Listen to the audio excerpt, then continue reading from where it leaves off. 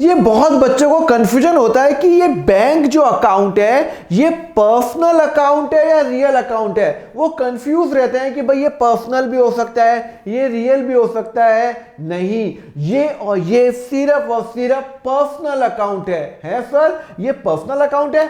Bank account personal account कैसे हो गया? वो तो सर रियल अकाउंट हो गया ना। मेरा एसेट हुआ, मेरे बैंक में पैसे पड़े 5 लाख रुपए, तो वो मेरा एसेट हुआ ना। नहीं, ये एक पर्सनल अकाउंट है और इसमें पर्सनल अकाउंट का रूल ही लगेगा। सर कैसे? चलो इसको समझने के पहले चलो अपन एक बैंक का एग्जांपल लेते हैं। ये बैंक है। अब एक बात बताओ, what is personal account? Personal account 3 type के होता है, आपको बता चुका हूं मैं, नेचुरल, आर्टिफिशियल और रिप्रेजेंटेटिव। तो बैंक है ना वो आर्टिफिशियल पर्सन है जो एक लॉ ने क्रिएट किया है, जैसे state bank of India, SBI bank, ICICI bank, ये सब क्या है? लॉ ने क्रिएट किया है, एक इंस्टीट्यूट है। जैसे रिलायंस इंडस्ट्री है, विप्रो है, ये सब क्या है? लॉ से क्रिएट हुए हुई एक कंपनी है। Similarly HDFC bank, state bank of India, Kotak bank, ये सब क्या है? लॉ ने क्रिएट किया है, एक आर्टिफिशियल पर्सन है। पर्सन नहीं है, पर्सन तो मैं और आप हो जिसके अंदर आत्मा होती है, बट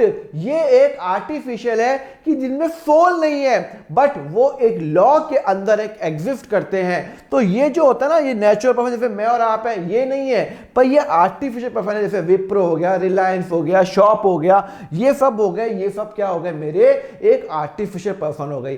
तो बैंक क्या हो गया? एक पर्सन को रिप्रेजेंट करता है, एक ग्रुप ऑफ पर्सन को, एक इंस्टीट्यूट को रिप्रेजेंट करता है। जैसे कि HDFC bank, ICICI bank, Kotak bank, ये एक पर्सन, एक कंपनी को रिप्रेजेंट करता है। और रियल अकाउंट क्या होता है? नहीं सर, ये तो रियल अकाउंट है। रियल अकाउंट होता है जो मेरा एसेट होता है, जिसकी रीसेल वैल्यू होती है, जैसे कि लैंड हो गया, बिल्डिंग हो गया, फर्नीचर हो गया, जो दिखता है, जिसको मैं टच कर सकता हूं, या इंटेंजिबल है, दोनों हो सकता है। पर बैंक पर्सनल अकाउंट में आएगा, रियल अकाउंट में नहीं आएगा।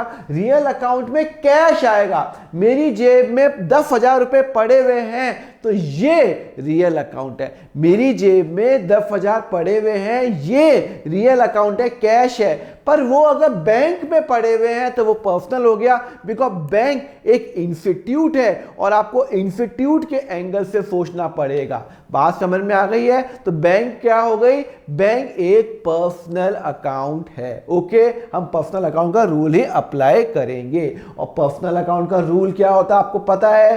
Debit the receiver, credit the giver. Real का होता है debit once comes in, credit what goes out. तो सर एक काम करो, एक मुझे क्वेश्चन कराओ और उससे आप पर्सनल अकाउंट का रूल बताओ तो होगा। देखो, आप रियल का भी रूल अप्लाई कर सकते हो, पर्सनल का भी। आंसर तो दोनों में सेम आएगा, पर रियल में originally it have to be a personal account. For कैसे? देखो, मैंने कमीशन इनकम दी 6,000 रुपए की, मुझे इनकम आई। तो जैसी मुझे इनकम आई तो भैया मेरी तो इनकम आ गई। हाँ, मेरी कमीशन इनकम आ गई। ओके, अब वो मुझे चेक से मिली, मुझे बैंक से मिली, तो मेरा बैंक बैलेंस बढ़ गया, मेरा बैंक बैलेंस बढ़ गया। अच्छा सुनो, अब सोचो मैं हूं कंपनी। ओके, मेरे लिए कमीशन तो मेरे लिए इनकम है, इनकम है। हाँ भाई इनकम है। और जब इनकम होती है तो मैं नॉमिनल अकाउंट का रूल अप्लाई करता हूँ, debit what all the expense, credit all the income. तो भैया ये तो सर हमें सर बच्चों को भी पता है कि इनकम क्रेडिट होती है, इसमें मत बताओ। आप तो हमें बैंक की बात बताओ। एक बात बताओ, बैंक मैंने आपका कौन सा अकाउंट बोला? सर बैंक बोला मैंने, पर्सनल अकाउंट बोला, पर्सनल अकाउंट। पर्सनल अकाउंट का रूल क्या है? Sir debit the receiver, credit the giver. Debit receiver, credit giver. वापस बात बताता हूं, पर्सनल अकाउंट का रूल होता है debit the receiver, credit the giver. वापस रिपीट करता हूं, डेबिट जो रिसीव करता है, क्रेडिट जो गिव करता है। तो जो रिसीवर होगा वो डेबिट होगा। एक बात बताओ, मुझे कमीशन इनकम मिली है, तो मेरा बैंक बैलेंस रिसीवर हुआ या गिवर हुआ? सर एक मिनट, आपको कमीशन इनकम मिली है तो सर आपका बैंक को पैसा मिला, आपके बैंक को पैसा मिला, भाई मेरे क्लाइंट ने 6,000 रुपये, कितने रुपए, 6,000 रुपये जमा करा दिए मेरे बैंक के अंदर या मुझे चेक दे दिया, तो इनडायरेक्टली बैंक को वो पैसा मिल रहा है या वो बैंक पैसा दे रहा है मेरे कस्टमर को? सर बैंक पैसा मिल रहा है, तो डेबिट द रिसीवर, ये रिसीवर हो गया, क्या हो गया, रिसीवर हो गया, तो ये हो गया डेबिट हो गया। तो आपने एंट्री क्या की, आपने एंट्री की bank account debit, bank account debit to commission income. हाँ मैं आपकी बात से सहमत हूं सर, अगर हम इसको रियल अकाउंट का रूल करेंगे तो भी हमारा सही आएगा। हाँ ठीक है, रियल अकाउंट क्या होता है, debit what comes in, credit what goes out. Sir debit what comes in, हमारा बैंक बैलेंस बढ़ रहा है तो आप उसको डेबिट कर लो, आपकी बात सही है, रियल अकाउंट का रूल अप्लाई कर सकते हो, एक्सेप्शनल है, कोई प्रॉब्लम नहीं है, पर एक्चुअली ये पर्सनल अकाउंट है। आप अपनी सहूलियत के लिए रियल अकाउंट का रूल अप्लाई कर लो, वो कोई मुझे प्रॉब्लम नहीं है कि हाँ सर मुझे रियल अकाउंट ज्यादा इजी पड़ता है, व्हाट कम्स इन बैंक बढ़ा मैं डेबिट करूंगा, कर सकते हो, पर एक्चुअल जो केस के अंदर ये पर्सनल अकाउंट का रूल इसमें अप्लाई होगा। आप रियल का भी अप्लाई करो, आंसर दोनों में सेम आएगा। ओके चलो, rent paid ₹4,000 via cheque. Okay मैंने रेंट पे किया, तो जैसे ही मैंने रेंट पे किया तो मैंने रेंट किया और मैंने बैंक से मैंने पैसा निकाला, बैंक से पैसा निकाला।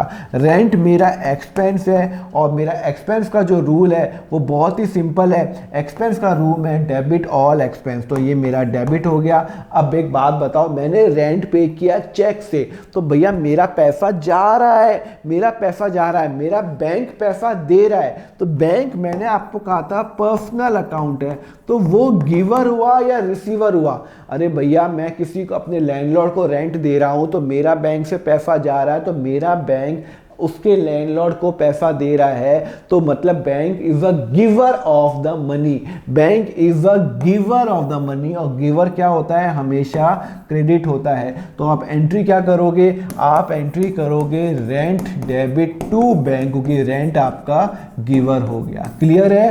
तो अब आपको ये क्वेश्चन कभी कंफ्यूज नहीं करेगा बैंक पर्सनल है रियल है पर्सनल, अप्लाई पर्सनल का रूल करो, अपनी सहूलियत के हिसाब से आप रियल का रूल अप्लाई कर सकते हो, आंसर सेम आएगा, पर एक्चुअली वो पर्सनल अकाउंट है। आपको रीजन बता दिया बिकॉज वो एक इंस्टीट्यूट को रिप्रेजेंट करता है। ऐसी ऑसम वीडियो लाता रहूंगा। अकाउंट फंडा को सब्सक्राइब करो कि मैं आपको अकाउंट्स में इतना एक्सपर्ट बना दूंगा, आप भी बोलोगे वाह सर मजा आ गया। एंड जस्ट लाइक जरूर करो, आपका एक लाइक यूट्यूब ज़्यादा से ज़्यादा लोगों को दिखाएगा, मेरी उसमें हेल्प हो जाएगी, मुझे मोटिवेशन भी मिलता है। एंड जस्ट ग्रुप ज्वाइन कर लेना, टेलीग्राम चैनल ज्वाइन कर लेना, ऐप डाउनलोड कर लेना, सब्सक्राइब तो आप कर ही लोगे अगर आपको वीडियो अच्छा लगा। Thank you very much, have a very nice day, take care.